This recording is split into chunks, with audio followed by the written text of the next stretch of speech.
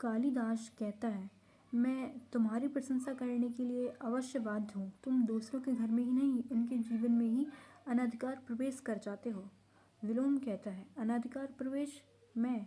क्यों अंबिका, तुम्हें कालिदास की यह बात कहाँ तक संगत प्रतीत होती है कि मैं विलोम दूसरों के जीवन में अनधिकार प्रवेश कर जाता हूँ? अंबिका कहती है, मैं कह चुकी हूँ, मुझे इस संबंध में कुछ भी नहीं कहना है। अंदर चली जाती है। विलोम कहता है, बस चल ही दे। अच्छा कालिदास, तुम ही बताओ, तुम्हें अपनी यह बात कहाँ तक संगत प्रतीत होती है? मैंने किसके जीवन में अनधिकार प्रवेश किया है? चलो ग्राम प्रांतर में चलकर किसी से भी पूछ लें। विदिग्ध दृष्टि से उसे देखता है, फिर अग्निकाष्ठ के पास जाकर उसे आधार से हाथ में ले लेता है। तो तुम अपने अंतःकरण से भी मेरे प्रश्न का उत्तर देने के लिए बाध्य नहीं हो। संभवतः प्रश्न ही ऐसा है। कालिदास कहता है, तुम कुछ भी अनुमान लगाने के लिए स्वतंत्र हो।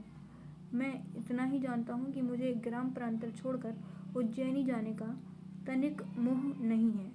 विलोम उन्मुख कालिदास के मुख के निकट ले आता है। विलोम कहता है, निसंदेह तुम्हें ऐसा मोह क्यों होगा? साधारण व्यक्ति को हो सकता है, तुम्हें क्यों होगा?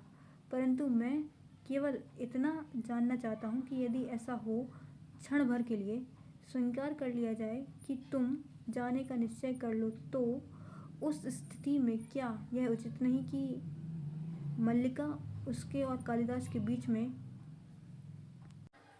आ जाती है?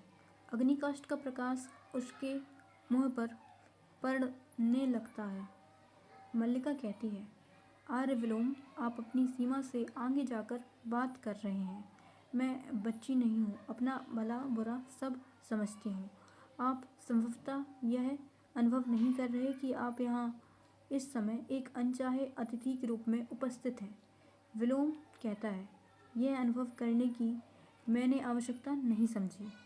तुम मुझसे घृणा करती हो, मैं जानता हूँ, परंतु मैं तुमसे घृणा नहीं करता। मेरे यहाँ होने के लिए इतना ही पर्याप्त है। अग्निकाष्ठ का प्रकाश फिर कालिदास के चेहरे पर डालता है, और एक बात कालिदास से भी करना चाहता था।